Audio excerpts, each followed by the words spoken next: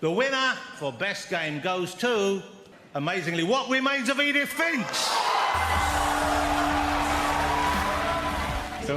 Yeah, I mean, I think it's just a surprise that that the game exists at all.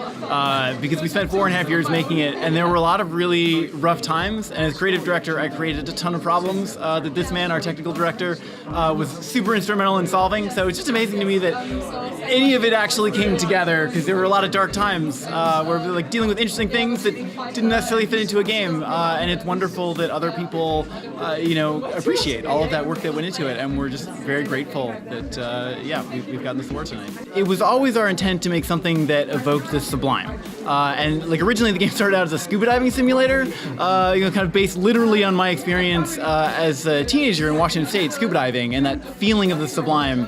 But the amazing thing about video games is that you have these great ideas that end up being terrible all of the time. It's just so hard to predict what it's actually going to feel like. That we work as a team and we find so many solutions together. The game evolves in ways that none of us would have expected in this kind of it's like a Ouija board with 15 people on their hands, and various claws and other robot hands and all kinds of people helping. It's something unlike anything I ever would have expected, but it's great that the kernel of that sense of the sublime that I think is also there in the work of Lovecraft and other Neil Gaiman and writers that we really look up to. There's an element of that, and that's just the most mystical part of it, that somehow, even though it looks completely different from whatever we expected, it actually feels very similar, I think, to what we wanted to make at the beginning. Well, and you started out from the beginning definitely with the idea of having a collection of short stories.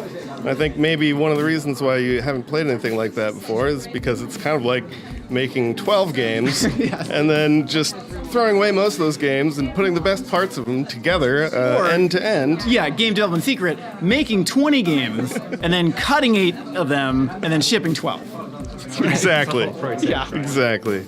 So it was a challenge, but well worth it.